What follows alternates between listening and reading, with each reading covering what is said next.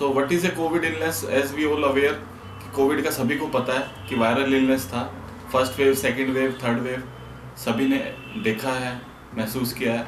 One और the other relative have affected with covid. Second wave में ज़्यादा problems थी, सीवियरिटी ज़्यादा थी। सो कोविड के बारे में डिस्कशन करना बहुत ही इम्पोर्टेंट है, बिकॉज अभी भी पेशेंट्स हमारे पास आते हैं और कंप्लेंट्स करते हैं कि डॉक्टर साहब मुझे अभी भी वीकनेस रहता है, अभी भी मुझे सांस फूलता है, अभी भी मुझे कफ रहता है। यूजुअली अभी कफ 2-3 दिन से हुआ है, बट मुझे लग रहा है मुझे पिछले साल कोविड हुआ था इसलिए मुझे कफ है। देखिए, Covid is like a normal viral kind of infection जो हुआ था, जो कि स्ट्रेन रिलेटेड सीवियरिटी था, वीरुलेंस था। We were not aware of that virus, we were not prepared for that virus. So अभी भी वायरस स्ट्रेन आ रहा है। Everybody is known mutant strain has come. China के अंदर कैलेमिटीज हो रही हैं, but why not in India? India में नहीं, because we already develop inherited immunity, hybrid immunity and herd immunity. Immunity बहुत प्ले पार्ट रोल करता है वायरसेस के अंदर।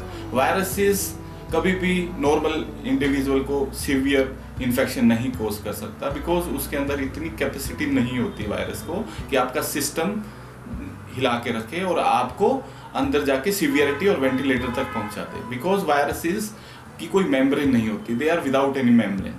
वो तभी इन्फेक्शन करते हैं जब आपका इम्यून सिस्टम डाउन होता है। लाइकवाइज अगर आप ओल्ड एज हैं, अगर आपको डायबिटीज है, CLD है, COPD है, CKD है, ये इस प्रकार की समस्याएं, और आप कार्डिक पेशेंट्स हैं। सो मैक्सिमम प्रॉब्लम मैं मानता हूँ कि कोविड से रिलेटेड जितनी भी respiratory problems, cardiac problems, fatigue problem, orthopaedic related problem, ये सारी प्रॉब्लम्स होती हैं। जब सेकेंड वेव गया था, कंप्लीट हुआ था, उसके बाद ये प्रॉब्लम्स ज़्यादा थी। If I am speaking about pulmonary problems में सबसे ज़्यादा जो खतरनाक था वो पल्मोनरी फाइब्रोसिस, लंग का सिकुड़ना, पल्मोनरी फाइब्रोसिस देखा गया पेशेंट्स के अंदर। सो एक तो नॉर्मल यूजुअल लंग फाइब्रोसिस रहता है जो कि रेस्पिरेटरी प्रॉब्लम्स में रहता है, वो प्रोग्रेसिव होता है, एंटीफाइब्रोटिक मेडिसिन लेना पड़ता है, फिर भी प्रोग्रेसिव रहता है। पेशेंट को हर वक्त सांस फूलता है, नहाते हुए, खाते हुए, कपड़े बदलते हुए। पर फाइब्रोसिस कभी भी ठीक हो जाता है, कभी बढ़ जाता है, बार बार इन्फेक्शन रहता है। बट जो कोविड रिलेटेड लंग फाइब्रोसिस था, over a period of time जो हमने क्लिनिकल प्रैक्टिसेस में देखा, बिकॉज ये नई वायरसेस थी, तो maximum around 6 to 7 months of development of acute severe infection also, 6-7 month में maximum fibrosis wean over time.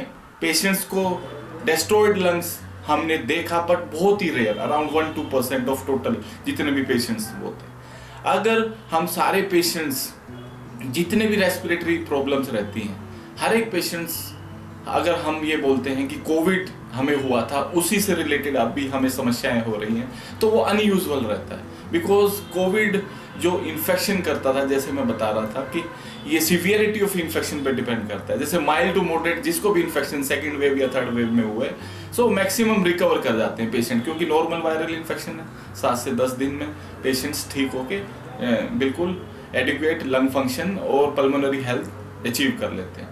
जिनको सीवियरिटी ऑफ इन्फेक्शन ज़्यादा रहता है और ओल्ड पेशेंट्स थे, उनके अंदर प्रोलॉन्ग्ड काइंड ऑफ सिम्टम्स रहते हैं, जिसको US UK के अंदर लॉन्ग होल्ड कोविड सिंड्रोम बोलते हैं, जिनके सिम्टम्स अराउंड 6-7 मंथ, 8 मंथ्स और 10 मंथ्स भी चलते हैं। बिकॉज कभी भी जब चोट लगती है तो हीलिंग में कई बार टाइम लगता है। लाइकवाइज ऑर्थोपेडिक समस्याएं हैं, मस्कुलोस्केलेटल है, रिमोटिव प्रॉब्लम है, तो उनके अंदर धीरे धीरे अगर इंजरी रहता है तो धीरे धीरे हीलिंग होता है। इसीलिए कोविड के अंदर जब भी लंग्स हमारे सॉफ्ट होते हैं, अगर सीवियरिटी ऑफ इन्फेक्शन ज़्यादा हुआ ओल्ड एज के अंदर, और जितने भी chronic patients, chronic lung disease और लीवर के पेशेंट्स, तो उनके अंदर जो रिकवरी था उसमें थोड़ा टाइम लगा, बट डिस्ट्रक्शन बहुत ही कम पेशेंट्स के अंदर दिखा। बिकॉज डिस्ट्रक्शन अगर किसी में दिखता है वो उन्हीं में दिखेगा जिनके पहले से ही वीक लंग्स थे और ये पहले से ही लंग और लीवर की समस्याएं जिनको थी।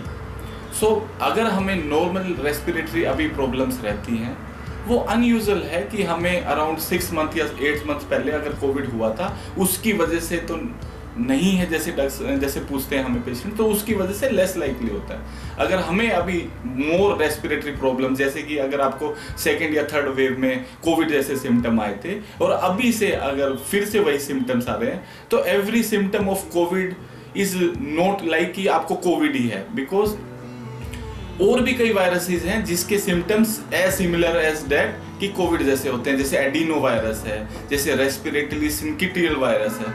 ये भी वायरसेस नॉर्मल वायरसेस होती हैं जो कि इस तरह के सिम्टम ही रहते हैं। अभी जो वायरस जितनी भी इन्फेक्शंस हो रही हैं कि डॉक्टर साहब मुझे शोर थ्रोट है, मुझे कफ बहुत है, मुझे सांस लेने में प्रॉब्लम है, अगर 1-2 दिन के सिम्टम्स रहते हैं तो वो वायरल ही रहते हैं। Adenovirus, respiratory syncytial virus kind of symptom रहते हैं, इसलिए उनके जब भी हम आजकल कोविड कराते हैं तो नेगेटिव रहते हैं। जैसे कि सर्दियों के अंदर फ्लू काइंड ऑफ इन्फेक्शन, जो इन्फ्लुएंजा हम बोलते हैं, फ्लू इन्फेक्शंस बहुत रहती हैं। मैक्सिमम इन्फ्लुएंजा जिसको H1N1 स्वाइन फ्लू बोलते थे पहले, जिसने एपिडेमिक भी किया था, H1N1 काइंड ऑफ इन्फेक्शन भी काफ़ी देखने को मिल रही है, जिसके same symptom of corona type रहते हैं, वायरल इन्फेक्शन जैसे। अगर फ्लू काइंड ऑफ सिम्टम्स है, maximum can be treated at home. हमें पैरासीटामोल लेना है जब भी हमें फीवर आता है। जैसे वायरल इन्फेक्शन 5 से 7 दिन का रहता है, तब तक हमें रेस्ट लेना है और हमारे सिम्टम्स देखते रहना है। अगर हमें कफ बहुत ज़्यादा होता है, अगर हमें ब्रेथलेसनेस लगता है कि बहुत ज़्यादा होता है, तभी हमें हॉस्पिटल जाना है। नहीं तो मैक्सिमम वायरल इन्फेक्शंस, अगर यंग इंडिविजुअल है, आप हेल्दी हैं, तो वो आपके सिस्टम को या कोई भी सीवियरिटी होने का रिस्क नहीं रहता है। बस यही हमें ध्यान रखना है कि हमारे symptoms over a period of time improve करें और हमें कोई भी प्रोलॉन्ग्ड काइंड ऑफ सिम्टम्स ना रहें। अगर वैसे रहता है तो तभी हमें डॉक्टर को ही सलाह लेनी है।